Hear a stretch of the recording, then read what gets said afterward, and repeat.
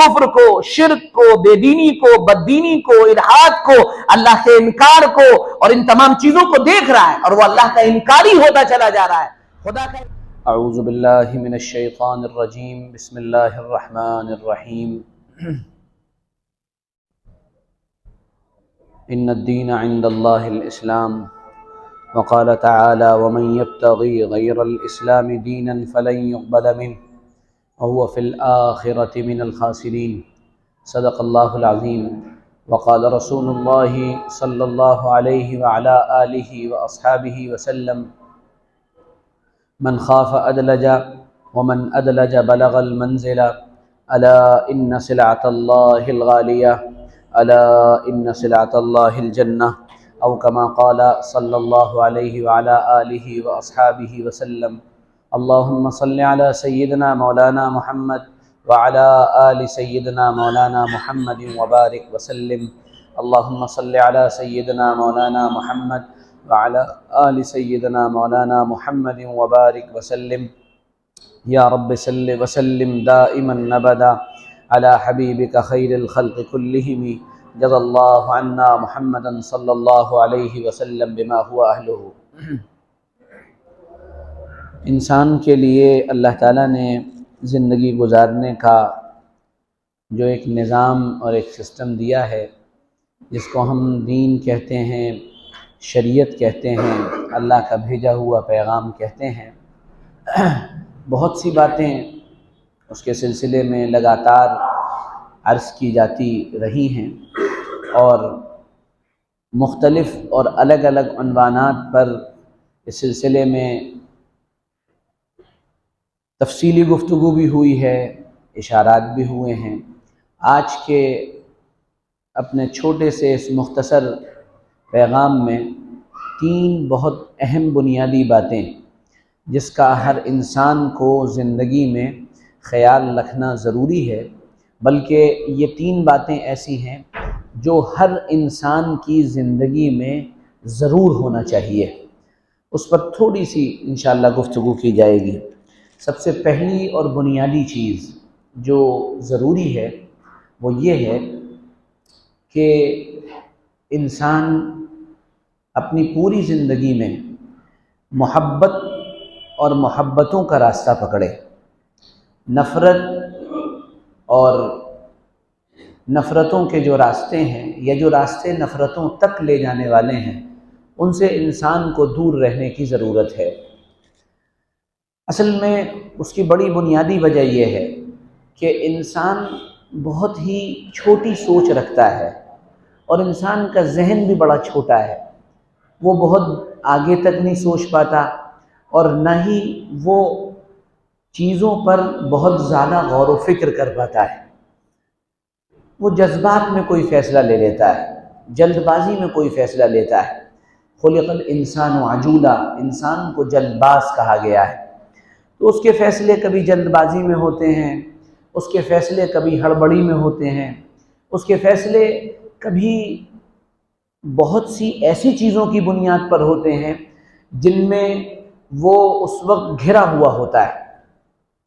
تو اس لیے انسان کے لیے لازمی ہے اور ضروری ہے کہ انسان محبتوں کا راستہ پکڑے. مجھے ایک بات یاد آئی، بڑی دلچسپ بھی ہے اور بہت مزیدار بھی. ایک بہت بڑا مفکر گزرا ہے، اس کا نام تھا کارل مارکس. بہت بڑا آدمی تھا وہ دنیاوی اعتبار سے. اس نے کتابیں لکھی اور اس نے کتابیں صرف لکھی نہیں بلکہ اس کی کتابوں کے ذریعے سے دنیا میں ایک تبدیلی پیدا ہوئی، بڑی تبدیلی، جس کو آج دنیا کمیونسٹ انقلاب کے نام سے جانتی ہے، جس کو دنیا مارکسزم کے نام سے جانتی ہے. تو اس کی ایک کتاب ہے، اس کا نام تھا داس کیپٹل، ایک کتاب تھی. تو وہ بڑی مشکل، بڑی ٹف لینگویج میں تھی. تو اس کا ایک دوست تھا، اس نے اپنے دوست کو یہ لکھا کہ تم نے میری کتاب پڑھی؟ تو اس نے کہا کہ ہاں میں نے پڑھی اور تمہاری کتاب بڑی مشکل ہے، بڑی ٹفسٹ ہے، بڑی بورنگ ہو جاتی ہے بہت سی جگہ پر. تو کارل مارکس نے اس کا کوئی جواب نہیں دیا. تو اس نے غالباً اگلے خط میں لکھا کہ مجھے معلوم ہے تم جس وقت یہ کتاب لکھ رہے تھے اس وقت تمہارے جسم کے اوپر تکلیف دینے والے پھوڑے نکلے ہوئے تھے جن سے تم پریشان تھے، اور شاید تمہاری یہ پریشانی، تمہاری یہ الجھن، تمہارا یہ دکھ، تمہارا یہ درد، تمہاری یہ تکلیف، تمہارا یہ رنج و الم تمہارے الفاظ میں اتر آیا ہے۔ تو انسان کو فیصلہ زندگی میں جو لینا ہے، اس میں بہت اہم فیصلہ یہ لے، یا بہت اہم بات جو اپنی زندگی میں شامل کرے، وہ یہ کہ وہ محبتوں کی راہ پکڑے گا، نفرتوں کی راہ سے دور بھاگے گا۔ نفرت ایک نیگیٹو چیز ہے جو انسان کو نقصان پہنچاتی ہے، اور انسان کی سراؤنڈنگ کو نقصان پہنچاتی ہے۔ صرف وہ نقصان میں نہیں رہتا، بلکہ اس کا پورا ارد گرد جو حالہ ہوتا ہے، جو پورا اس کا ایک ایریا ہوتا ہے، نفرت اسے متاثر کرتی ہے۔ نفرت کا ایک پارٹ ہے، ایک حصہ ہے حسد، کسی سے جلنا، یہ اس کا ایک حصہ ہے۔ جو آدمی اپنے ہاتھ میں بیچارہ انگارہ لیا ہوا ہو، آپ اس کی پوزیشن سوچ سکتے ہیں کیا ہو، اس کے چہرے پر کبھی رونق آ ہی نہیں سکتی، اس کا چہرہ کبھی کھلا ہوا ہو ہی نہیں سکتا، اس کا چہرہ بار بار یہ بیان کرے گا کہ میں کسی الجھن میں ہوں۔ اور جو آدمی ان سب چیزوں سے پاک ہوگا، صاف ہوگا، اس کا چہرہ بھی بیان کر رہا ہوگا کہ نہیں، یہ تو بڑا پرسکون انسان ہے۔ تو نفرتوں کی راہ زندگی میں نہ پکڑیں، محبتوں کے ساتھ رہیں۔ آج گھر گھر، در در، گلی گلی، محلے محلے، علاقے علاقے، آپ جہاں چلے جائیے نفرت بھری پڑی ہے ہمارے اندر۔ کتنا سوچنے کا وقت ہے، میں تو یہی سوچتا ہوں، یا اللہ کتنا سوچنے کا وقت انہیں مل چکا ہے، یہ دوسروں کے بارے میں کتنا سوچتے ہیں۔ اگر انسان صرف اپنے اوپر محنت شروع کر دے تو اس کو دوسروں کے بارے میں سوچنے کا موقع نہیں ملے گا۔ اس کی آواز وہ کرو بھائی، ذرا بول رہا ہے میں۔ اگر اپنے اوپر کام شروع کر دے تو دوسروں کے بارے میں سوچنے کا بھی موقع نہیں ملے گا۔ لیکن اپنے اوپر تو کام تب شروع ہوگا نا جب اپنے آپ کو کام، یعنی اپنے اوپر کام کرنے کے بارے میں وہ سوچے گا، اور یہ سوچے گا کہ میں بھی کوئی ایسی جگہ ہوں، میں بھی کوئی ایسا انسان ہوں جس پر محنت ہونی چاہیے۔ وہ تو میں بھی، آپ بھی، ہم سب اپنے بارے میں ایک فیصلہ کر چکے ہیں پہلے ہی۔ ہمیں بہت آتا ہے، مجھے بہت معلومات ہے، میں بہت جانتا ہوں، میرے پاس بہت علم ہے۔ ایک صاحب تھے، وہ ان سے ہمارا تعلق تھا، تو ان کا بھی یہی دعویٰ تھا، مجھے بہت آتا ہے، میں بہت جانتا ہوں۔ ایک دن اتفاق کی بات، کہیں سفر میں جانا تھا یا کسی کام سے جانا تھا، عشاء کی نماز خطرے میں پڑھنے کا ڈر تھا، تو میں نے یہ کہا کہ بھائی ایسا کرتے ہیں، ہم لوگ جماعت کر لیں عشاء کی، پھر جائیں گے، ورنہ وہاں بھی نماز نہیں مل پائے گی۔ تو ہم نے عشاء کی نماز شروع کی، تو میں نے ان سے کہا ذرا تکبیر کہہ دیجئے، نماز سے پہلے کی تکبیر۔ تو وہ اللہ اکبر اللہ اکبر، اور یہ کہتے ہوئے جب اشہد ان لا الہ الا اللہ پہ پہنچے تو اس کے بعد کہنے لگے حی علی الفلاح، اور پھر کہنے لگے حی علی الصلاح، پھر کہنے لگے اشہد ان محمد رسول اللہ۔ ذرا باہر نکلیے، اللہ کے لیے باہر آئیے اور دیکھیے کہ ہمیں کیا آتا ہے اور کیا نہیں آتا ہے۔ ہماری معلومات بہت محدود ہیں۔ کبھی انسان دوسرے سے نفرت صرف اس بنیاد پر کرتا ہے کہ اس کا علم بڑا محدود ہوتا ہے، بڑا لمیٹڈ وہ جانتا ہے، بہت چھوٹی سی معلومات اسے ہوتی ہے۔ یہی نفرت کی وجہ بن جاتی، یہی نفرت کی بنیاد بن جاتی ہے۔ اسی وجہ سے آدمی کسی سے دور ہوتا چلا جاتا ہے، اس کا پیمانہ بڑا چھوٹا ہے۔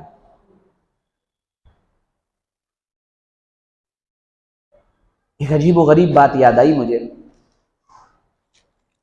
میں پہلے بھی یہاں عرض کر چکا ہوں، پھر بتا رہا ہوں آپ۔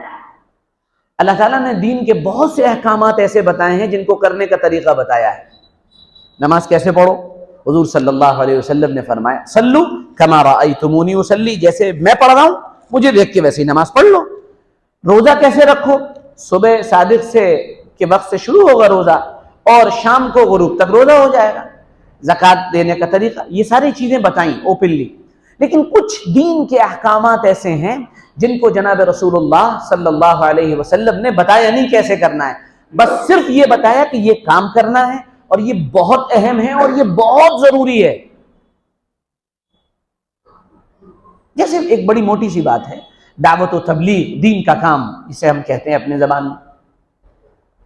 یہ آپ اللہ کے نبی صلی اللہ علیہ وسلم نے اس کے فضائل بیان فرمائے اور یہ کہا کہ یہ کام کرنے والا، دین کی محنت کرنے والا، وہ کل انبیاء علیہ السلام کے ساتھ کھڑا ہوگا. بڑی بڑی یعنی بشارتیں دی گئیں اس کے بارے میں. لیکن دین کے کام کو کرنے کا طریقہ کوئی نہیں بتایا، بس یہ بتا دیا یہ دین ہے اور اس کی محنت اگر کرو گے تو جو محنت تم کرو گے وہ دین کی محنت ہے. لکھنے والا وہ دین کی محنت کر رہا ہے، ظاہر سی بات ہے اس کے ذریعے سے دین پھیل رہا ہے. بولنے والا دین کی محنت کر رہا ہے، اس کی وجہ سے دین پھیلتا ہے. قربانی دینے والا کسی بھی طرح کی قربانی دے رہا ہے، مکتب میں پڑھانے والا، مکتب میں بیٹھ کر بچوں کو تعلیم دینے والا، یہ سارے دین کے محنت کرنے والے ہیں. ایک صاحب سے مذاکرہ ہوا تو وہ کہنے لگے کہ ان سے کہا کہ بھائی آپ کیا کرتے ہیں؟ انہوں نے کہا ہم فلاں کام کرتے ہیں. اچھا ماشاءاللہ بہت اچھی بات ہے. اور کہ ہم دین کی محنت کرتے ہیں. انہوں نے کہا بھائی دین کی محنتیں تو بہت سی ہیں، آپ کس محنت میں لگے؟ انہوں نے کہا ہم دعوت و تبلیغ کی محنت میں لگے ہیں. کہا بہت اچھی بات ہے ماشاءاللہ، اللہ مبارک کرے، یہ بھی دین کی ایک محنت. کہا نہیں یہ بھی نہیں، بس یہی محنت ہے. انہوں نے کہا بھائی یہی محنت کیسے کہہ رہے ہیں آپ؟ کہا نہیں، طریقہ بھی یہی ہے. اور جیسے نماز کے پڑھنے کا طریقہ جناب رسول اللہ صلی اللہ علیہ وسلم نے بتایا ہے، بس اسی طرح سے اس کام کے طریقے کا طریقہ بھی بتایا ہے. اس کے علاوہ اگر محنت کی جائے گی تو وہ دین کی محنت نہیں ہوگی. اب ایک آدمی کا ذہن بنا ہوا ہے، وہ یہی اسٹرکچر بنایا ہوا ہے ذہن میں، اور کوئی بھی دین کی محنت کرنے والا کسی طرز سے محنت کر رہا ہے، وہ تمام محنتوں کا انکاری ہے. وہ کسی کو نہیں مانتا، نہیں یہ دین کی محنت نہیں، یہ دین کی محنت نہیں، یہ دین کی محنت نہیں. کہ دین کی محنت کیا؟ جو میں کر رہا ہوں بس، اور کوئی دین کی محنت نہیں. اب یہ آدمی جو اس طرح کا ذہن بنا لیتا ہے، یہ دوسرے دین کی محنت کرنے والوں سے اپنے آپ دور ہوتا چلا جاتا ہے. اس وقت میں آپ کو بڑی عجیب بات بتا رہا ہوں. اس وقت انٹرنیٹ کا جو میدان ہے، اور الحمدللہ پوری بصیرت کے ساتھ یہ بات پچھلے 4 نہیں 5-7 سال سے میں لگاتار کہہ رہا ہوں کہ جن میدانوں میں جنگ ہونی ہے ان میدانوں میں جانے کی تیاری کریں. میدان جنگ اس وقت انٹرنیٹ کا میدان بنا ہوا ہے، سوشل میڈیا کے پلیٹ فارمز بنے ہوئے ہیں. اس وقت میدان جنگ میں جو دلائل دیے جا رہے ہیں، جو علم کی میدان کے جو دلائل ہیں، وہ کبھی فیس بک پر دیے جا رہے ہیں، کبھی یوٹیوب پر دیے جا رہے ہیں، کہیں انسٹاگرام پر دیے جا رہے ہیں، کبھی دیگر سوشل میڈیا پلیٹ فارمز پر دیے جا رہے ہیں. ایک جنگ ہے، دنیا کی کوئی بڑی آبادی اس جنگ کو دیکھ رہی ہے. اب اللہ کے وہ بندے، اللہ کے وہ میری زبان میں وہ برگزیدہ بندے، وہ زبردست علماء جو اس میدان میں اسلام کے دفاع کے لیے اترے ہیں، آپ یقین جانیے دل و جان سے صبح و شام ان کے لیے دعا نکلتی ہے. آپ تو مسجد میں آئے، نماز پڑھی، چلے گئے، ختم ہو گئی بات. آپ کو کیا معلوم کہ ہر نوجوان کے ہاتھ میں موبائل ہے اور وہ موبائل کے ذریعے سے کفر کو، شرک کو، بے دینی کو، بددینی کو، الحاد کو، اللہ کے انکار کو اور ان تمام چیزوں کو دیکھ رہا ہے، اور وہ اللہ کا انکاری ہوتا چلا جا رہا ہے، خدا کا انکار کرنے لگا ہے. لیکن اللہ کے کچھ بندے کھڑے ہیں، الحمدللہ رب العالمین، انٹرنیٹ کی اس دنیا میں اللہ کے کچھ بندے کھڑے ہوئے ہیں جنہوں نے ساری دنیا کے اندر، ابھی تک ہم جواب دیتے تھے، ابھی تک ہمیں جواب دینا پڑتا تھا، اللہ کے وہ بندے مختلف ملکوں سے کھڑے ہوئے اور انہوں نے اعلان کیا کہ جواب اب ہم نہیں تم دو گے، کٹگرے میں اب ہم نہیں تم کھڑے ہوگے. اور انہوں نے انٹرنیٹ کی دنیا میں ایک گویا کہ تبدیلی پیدا کر دی. میرے بڑے اچھے دوست، میرے سینئر بھی تھے دارالعلوم دیوبند میں، ڈاکٹر یاسر ندیم الواجدی، امریکہ میں ماشاءاللہ رہتے ہیں. انہوں نے اور ان کی پوری ٹیم نے الحمدللہ ایک پوری ٹیم تیار ہوئی اور اس ٹیم کا نام رکھا گیا ایمان یونین. نام ہے ایمان یونین. اور وہ سارے 6 گھنٹے وہ آن لائن رہتے ہیں، اور 6 گھنٹے آن لائن رہ کر وہ کفر و شرک اور الحاد و بے دینی اور ایتھیزم جو اعتراضات دنیا میں اٹھاتے ہیں ان کو نہ صرف ختم کرتے ہیں بلکہ وہ اوپنلی کہتے ہیں. ان کے پروگرامز ہوتے ہیں کنونس می آن ایتھیزم، ہم کو ہم کو خدا کے انکار پر مطمئن کرو، ہم بھی خدا کا انکار کریں گے، آؤ بات کرو ہم سے، آؤ بات کرو ہم سے، آؤ ذرا مقابلہ ہو جائے، دو دو ہاتھ ہو جائے، چار چار ہاتھ ہو جائے، ذرا کچھ آمنے سامنے ہو جائے، اور وہاں بیٹھ کر وہ اللہ کے دین کا دفاع کرنا۔ کتنے لوگ الحمدللہ رب العالمین ان کے ہاتھ پر کلمہ پڑھتے، کتنے لوگ۔ آپ کا اسٹرکچر یہ بنا ہوا کہ نہیں، یہ دین کی محنت نہیں، اس میں قربانی نہیں لگی، آپ کا اسٹرکچر ہی ایسا بنا ہوا ہے۔ یا اللہ، اب اس اسٹرکچر کو کون توڑے؟ سارے بزرگان دین، سارے اولیاء اللہ، وہ ان کی تاریخ آپ پڑھیں گے تو اس میں آپ کو ملے گا ایک وقت جب تک انہوں نے علم حاصل کیا، اللہ کی معرفت حاصل کی، وہ بیٹھے، وہ اپنے بزرگان دین کے پاس جاتے رہے، لیکن ایک وقت آیا زندگی کے آخری 5 10 15 سالوں میں وہ ایک جگہ بیٹھ گئے، جم گئے، اور پھر اس کے ذریعے سے انہوں نے ایک پیغام اور ایک میسج دنیا کے اندر ڈیلیور کیا۔ خواجہ معین الدین چشتی رحمۃ اللہ علیہ کو دیکھ لیجئے، آپ ان کی تاریخ کو اٹھا کر پڑھ لیجئے، یا خواجہ شرف الدین یحییٰ منیری رحمۃ اللہ علیہ کی تاریخ کو اٹھا کر پڑھ لیجئے، شاہ ولی اللہ محدث دہلوی رحمۃ اللہ علیہ کی تاریخ اٹھا کر پڑھ لیجئے، ان سارے حضرات کے یہی بات ملے گی۔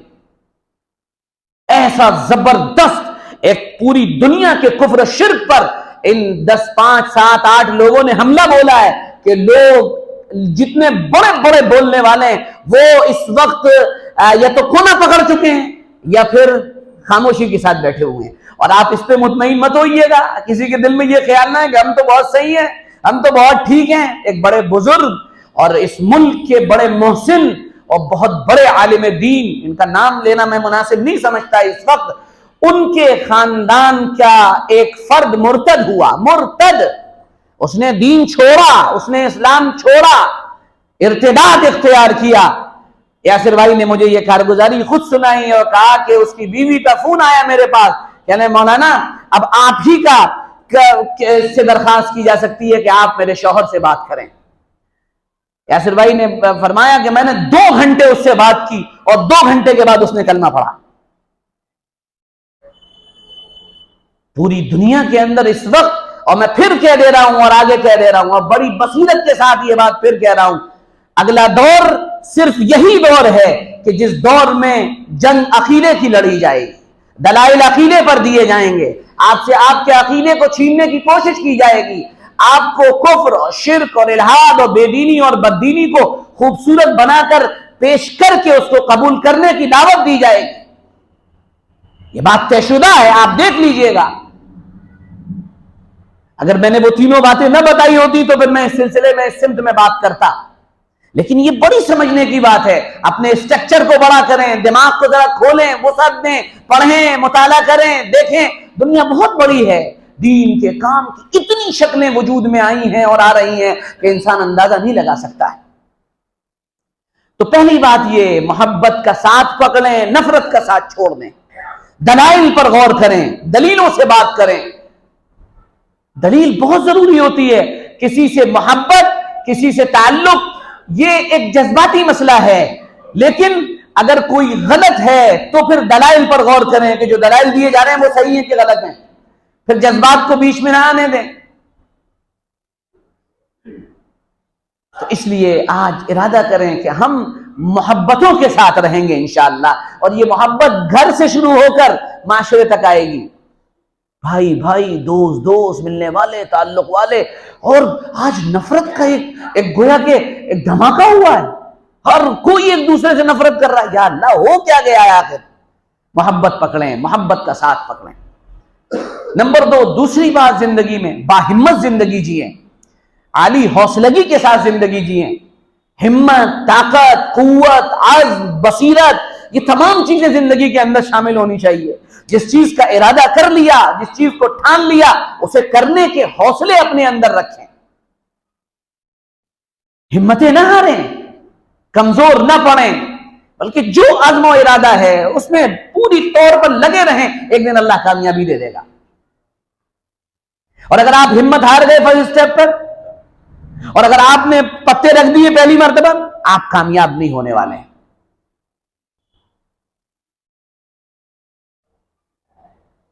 ایک ہمارا شاگرد ہے، ہمارے پاس پڑھنے آتا ہے، شفا عباس، بہت ذہین، بہت ہی ذہین لڑکا ہے. بہت سارے طلبہ بڑے ذہین ہیں ماشاءاللہ، اللہ سلامت رکھے، سب کو عافیت سے رکھے. تو وہ میرے پاس آیا ایک دن اور اس نے آ کر کہا کہ مولانا صاحب میں شکر آباد سے آتا ہوں اور ایک آٹو والے ملتے ہیں مجھے، اور وہ 2-3 مرتبہ مل چکے ہیں. میں نے کہا اچھا. کہنے لگے کہ وہ شکر آباد سے فیروز آباد تک آپ کی برائی کرتے ہیں. میں نے کہا بہت اچھی بات ہے، تو بڑی اچھی بات ہے. میں نے کہا تو وہ کہتے کیا ہیں؟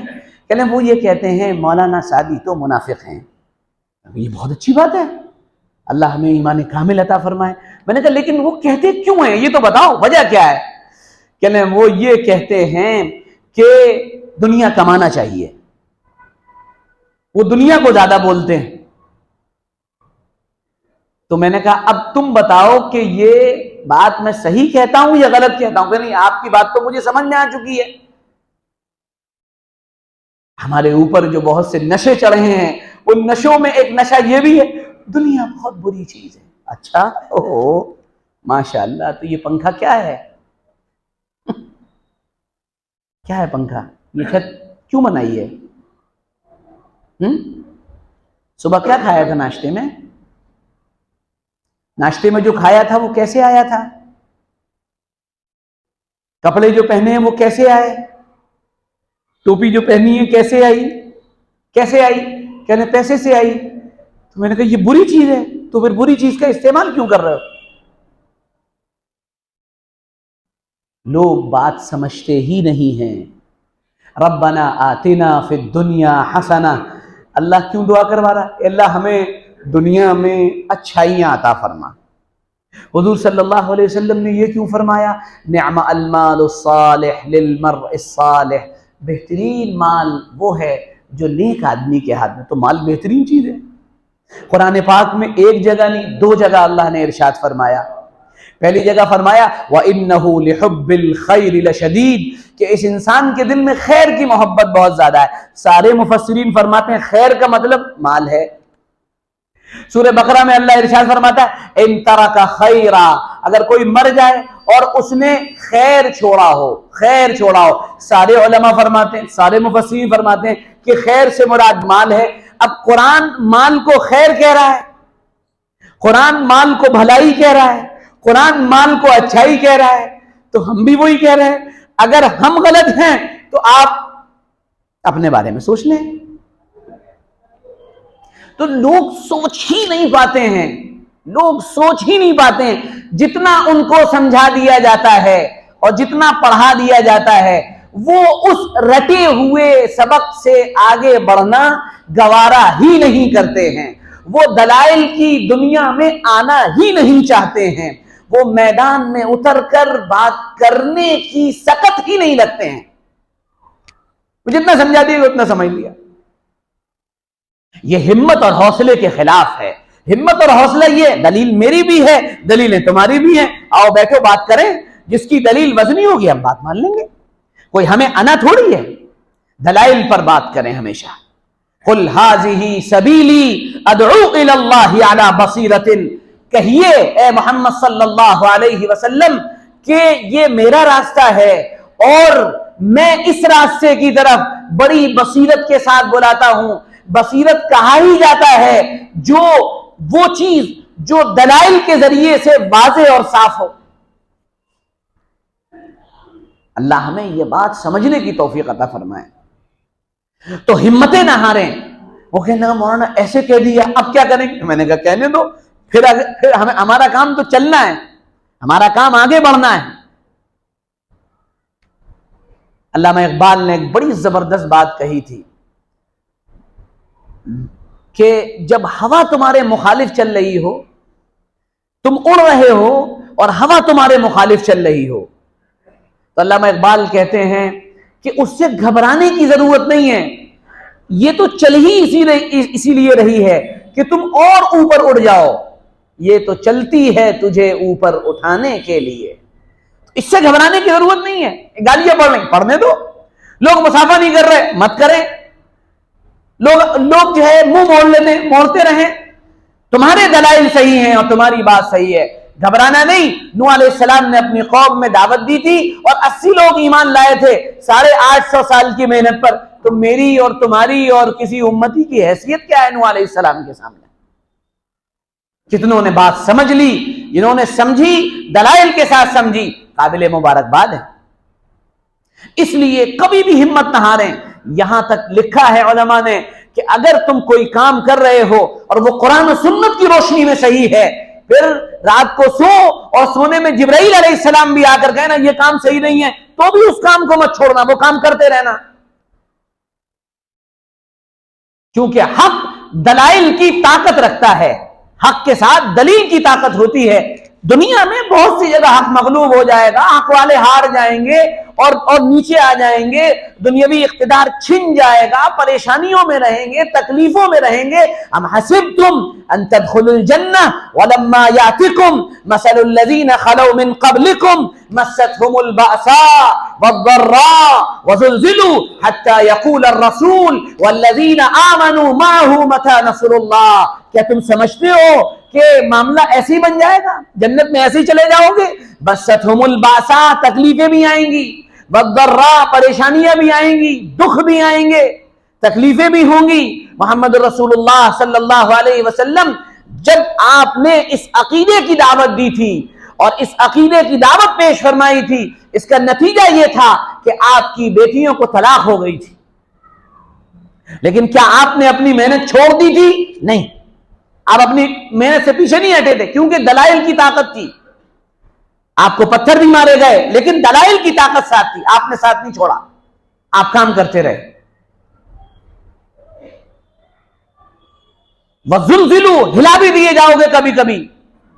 حَتَّى يَقُولَ الرَّسُولُ، جس دور میں یہ پریشانیاں کام کرنے والوں پہ آئی تھی اس دور کا حال یہ تھا کہ رسول اس وقت یہ کہنے لگے متى نصر اللہ، اب اللہ کی مدد کب آئے گی. تو بالکل بھی گھبرانے کی ضرورت نہیں ہے، ڈٹے رہنے کی اور اپنے کام کو کرتے رہنے کی ضرورت ہے. اور گھبرائیے نہیں اور کام کریے. ایک دن آئے گا کہ اللہ تعالیٰ اپنے آپ حالات کو دھیرے دھیرے بدل دے گا. لیکن آپ کی محنت میں 2 چیزیں لازمی ہونی چاہیے. یقین کی طاقت ہونی چاہیے کہ جو کام آپ کر رہے ہیں وہ صحیح ہے. نمبر 2، دلائل میں وزن ہونا چاہیے. کبھی کبھی بے دلیل بات بھی چل پڑتی ہے، یہ بھی بتا دوں. میں کتاب پڑھ رہا تھا کل، رات کی بات ہے، تو اس میں لکھا ہوا تھا کہ RSS کے ایک بڑے نظریہ ساز گزرے ہیں، گرو گولوالکر، اور مین یعنی جنہوں نے گویا کہ بنیاد رکھی ہے، وہ لکھ رہے تھے اپنی اس کتاب میں کہ جو یہاں کے آرینس ہیں، یعنی جو گورے لوگ جو یہاں نظر آتے ہیں، جو بڑی برادریاں نظر آتی ہیں، پنڈت ہیں، فلانے ہیں، برہمنس ہیں، اور یہ لوگ ہیں، ان کے بارے میں اوتھینٹک اور بالکل ثابت شدہ بات یہ ہر اعتبار سے کہ یہ قزاقستان سے، یوکرین سے اور اس علاقے سے ہجرت کر کے یہاں آئے ہیں. اب اگر یہ باہر سے آ گئے اور ان کو یہ مانا جائے کہ یہ سب باہر کے ودیشی ہیں، تو پھر جو ہم پر حملہ ہوتا ہے کہ تم ودیشی ہو، تو وہ سارا مدعی ختم ہو جائے گا کہ تم بھی تو ودیشی، تو ہم بھی ودیشی مان لو.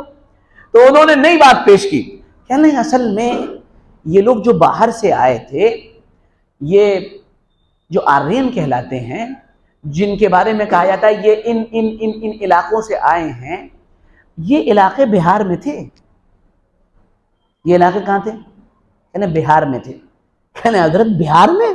کہنے یوکرین بہار میں تھا، قزاقستان بہار میں تھا، روس بہار میں تھا. کہنے نہیں، پہلے بہار میں تھا، پھر زمین میں کچھ ایسی حرکت ہوئی کہ حرکت کرتے کرتے یہ جو علاقہ تھا یہ وہاں پہنچ گیا، روس اور یوکرین اور فلاں. تو اس لیے جو لوگ ہیں یہاں پر یہ باہر کے نہیں ہیں، یہ یہیں کے ہیں. سبحان اللہ، کہیے سبحان اللہ ایک مرتبہ، کہیے الحمدللہ. کتنی زبردست دلیل حضرت نے پیش فرمائی ہے، اللہ اکبر. تو دلائل کبھی ایسے بھی ہوتے ہیں لیکن دنیا ان دلائل کو مانتی ہے. تو کبھی کبھی طاقت کے زور پر دلیل چل جاتی ہے، لیکن وہ دلیل نہیں ہوتی ہے. یاد رکھیے گا، دلیل وہ ہوتی ہے جس کے اندر وزن ہوتا ہے، دلیل وہ ہوتی ہے جس کے اندر طاقت ہوتی. فَعْلَمْ أَنَّهُ لَا إِلَهَ إِلَّا اللَّهُ. ایسی طاقت کے ساتھ جملہ کہا جا رہا ہے، جانو اللہ ایک ہے، سمجھو اللہ ایک ہے. قل اللہم مالک الملک. آپ طاقت دیکھیے، عربی زبان دیکھیے، پھر طاقت دیکھیے، فصاحت دیکھیے، بلاغت دیکھیے. قل اللہم مالک الملک تؤتی الملک من تشاء، جسے چاہے عزت دے، شہنشاہ اللہ ہے. للہ ما فی السماوات و ما فی الارض، جا کدھر رہے ہو؟ بادشاہت زمین اور آسمان سب اللہ ہی کا تو ہے. ارے آ رہی بات سمجھ میں؟ تو اس لیے عالی حوصلگی کے ساتھ اور دلائل کے وزن کے ساتھ اور یقین کے ساتھ محنت کریں. دلیل مضبوط ہونی چاہیے. نمبر 3، تیسری بات جو زندگی میں شامل حال ہر وقت رہنی چاہیے، اللہ کی بنائی ہوئی تقدیر پر راضی رہنا چاہیے. اللہ نے جو میرے بارے میں لکھا بالکل راضی، فلی سیٹسفائیڈ. کوئی ذرہ برابر بھی اس سیٹسفیکشن کے اندر ذرہ برابر فرق آنے والا نہیں، اتنا سا بھی. کل ایک ہمارے دوست سے ان سے بات ہو رہی تھی، کہنے وہ بہت اچھے، بڑے ہمارے محسن، بڑے اچھے دوست ہیں. ان سے بات ہو رہی تھی، یہ ہے، وہ ہے، فلانا ہے، وہ ایسا ہے، وہ بڑا. میں نے کہا الحمدللہ، شاید جتنی شعور کی عمر ہے تب سے لے کر آج تک کبھی ذہن میں یہ خیال پیدا نہیں ہوا یار ہم اس جیسے ہوتے. ارے یار وہ دیکھ رہے ہو کیا جلوے یار، ہم اس جیسے ہوتے. میرے اللہ نے مجھے بنایا اور بہت اچھا بنایا، اور جیسا اس نے بنایا میں اس پہ راضی ہوں. الحمدللہ الحمدللہ میں اس پر راضی ہوں. الحمدللہ جو ہوا میرے ساتھ اچھا ہوا، اچھے کے لیے ہوا اور بھلے کے لیے ہوا. ہم اللہ کی مصلحتوں کو سمجھ ہی نہیں سکتے ہیں، ہمیں انداز ہی نہیں ہے کہ اس کا گیم پلان کیا ہے. وَقَدْ مَكَرُوا مَكْرَهُمْ وَعِنْدَ اللَّهِ مَكْرُهُمْ. قرآن تسلی دیتا ہے کہ جب تم مایوس ہو رہے ہو، جن حالات میں تم کو مایوسی نے گھیر رکھا ہے اور وہ پوری تدبیریں کیے چلے جا رہے ہیں اور تم کو ان تدبیروں پر آزما رہے ہیں، اس کسوٹی پر کسا جا رہا ہے، تم کو آزمائش میں ڈالا جا رہا ہے، تم کو گویا کہ اس بھٹی کے اندر جھونکا جا رہا ہے. تم سوچ رہے ہو یہ برے حالات ہیں، تم سوچ رہے ہو یہ پریشانی کے حالات ہیں. نہیں، پریشان مت ہونا. یاد رکھنا وَقَدْ مَكَرُوا مَكْرَهُمْ وَعِنْدَ اللَّهِ مَكْرُهُمْ وَإِنْ كَانَ مَكْرُهُمْ لِتَزُولَ مِنْهُ الْجِبَالُ. یاد رکھنا کتنی تدبیریں وہ کر لیں اور ان کی تدبیروں سے پہاڑ ہٹتے ہوئے نظر آ رہے ہوں، لیکن جب وہاں سے تدبیر چلے گی وَمَكَرُوا وَمَكَرَ اللَّهُ وَاللَّهُ خَيْرُ الْمَاكِرِينَ. اللہ بہترین تدبیر کرنے والا ہے. ہر چیز پر راضی رہیے اور یاد رکھیے جو آدمی تقدیر پر راضی رہتا ہے وہ ہر وقت خوش رہتا ہے. بہت اچھا ہوا، یہ بہت اچھا ہوا، یہ بہت اچھا ہوا. دلی میں سیلاب آنے والا تھا اور لوگ اس سیلاب کو روکنے کی کوشش کر رہے تھے، وہ بوریاں لگا رہے تھے، یہ کر رہے. ایک بزرگ تھے، ان کا نام تھا شاہ دولہ. لوگ بوری لگا رہے تھے، وہ ہٹا رہے تھے، لوگ بوری لگا رہے تھے، وہ ہٹا رہے تھے. کسی نے کہا حضرت یہ کیا غضب کر رہے ہیں آپ، یعنی ہم تو اتنی محنت سے سیلاب روکنے کے لیے یہ لگا رہے ہیں، یعنی یہ بوریاں سیٹ کی جا رہی ہیں اور آپ اسے ہٹا رہے ہیں، کیا مطلب ہے؟ تو وہ مسکرائے کہ لے سیلاب تو آنا ہے اور جدھر ہے مولا ادھر ہی ہے شاہ دولہ. جدھر ہے مولا ادھر ہے شاہ. سیلاب آنا لگا دو، اوپر سے آئے گا تو میں تو مولا کی مرضی پوری کر رہا ہوں. اللہ کی مرضی پر اپنے آپ کو ڈال لینا، جو ہوا اللہ کی مرضی، یہ اللہ کی مرضی، یہ اللہ کی مرضی، یہ اللہ کی مرضی. ہر چیز میں اللہ کی مرضی پر راضی رہنا. پہلے پوری کوشش، پوری تگودو، پوری محنت، صبح شام ایک کر دینا کسی بھی چیز کے لیے، لیکن جب وہ ہو جائے اللہ کی یہی مرضی تھی، اللہ کی یہی مرضی تھی. ایک بیمار تھا، آپ نے پوری کوشش کر لی، پوری جان لگا دی، نہیں بچ پایا. شکوہ نہیں، شکایتیں نہیں، یار ہم نے تو بڑی کوشش کر لی، ہم نے تو بڑی محنت کر لی، یار یہ بچا ہی کوئی نہیں. یہاں تک کوشش کر لی، آگے اللہ کا کام، کوئی بات نہیں. یہی اللہ رب العزت نے لکھا تھا. تو تیسری چیز ضرور زندگی میں لائیں، اللہ کی تقدیر پر راضی رہنا. جو اس نے بنایا ہے، جیسا بنایا ہے، بہت اچھا بنایا ہے، بہت ہی خوبصورت بنایا ہے اور میرے لیے یہی سوئٹیبل ہے. اگر یہ نہ ہوتا تو شاید میری زندگی کے حالات کچھ بدل جاتے. یہ 3 بنیادی چیزیں زندگی میں ساتھ رکھیں. نمبر 1 محبت، نفرتوں کا ساتھ چھوڑیں، محبت کو عام کریں، محبت کو عام کریں. نمبر 2 دوسری چیز ہمتیں نہ ہاریں، حوصلے نہ ٹوٹنے پائیں. جو بن پڑے وہ کر جائیں، جو ہو سکے وہ کر لیں. جتنا بن سکے وہ کر لیں. یاد رکھیے کل اللہ کی بارگاہ میں حساب یہ نہیں ہونا ہے, پوچھا یہ نہیں جانا ہے کہ تم نے یہ بتاؤ کتنی تبدیلی پیدا کر دی تھی. سوال یہ ہوگا تم نے اپنے جتنے ریسورسز تھے, جتنی کوشش تھی, وہ کتنے لگا دیے تھے اخلاص کے ساتھ, کہ میں نے اتنا کر دیا تھا, کہ اتنا کر دیا تھا, کافی ہے, جاؤ. اور اللہ کی تقدیر پر ہر وقت سر جھکا کے رکھیے. اور میں یقین سے بتاؤں کہ کوئی آدمی سمجھ ہی نہیں سکتا کہ اللہ کی کیا کیا مصلحتیں ہیں, اور وہ جو چاہتا ہے کیسے ہوتا ہے, اور کیسے اللہ کی تدبیریں چلتی ہیں, اور کیسے اللہ کی اسکیمیں. اللہ اکبر. اگر کوئی آدمی اسے سمجھنا چاہے اور اس کا کچھ تعلق ہو کتابوں سے, اس کا کچھ تعلق ہو اچھی پڑھائی لکھائی سے, تو وہ پچھلے 4-5 سال کے حالات میں دیکھے, اور پچھلے 4-5 سال کے حالات کو دیکھنے کے بجائے وہ اللہ کی تدبیر اور عزت سے ذلت کا راستہ اور ذلت سے عزتوں تک پہنچنے کے راستوں کو اگر کوئی دیکھنا چاہتا ہے تو وہ ICC 2022 کا ورلڈ کپ دیکھ لے. اللہ مجھے بھی آپ کو بھی عمل کی توفیق عطا فرمائے. سمجھداروں کے لیے اشارہ کافی.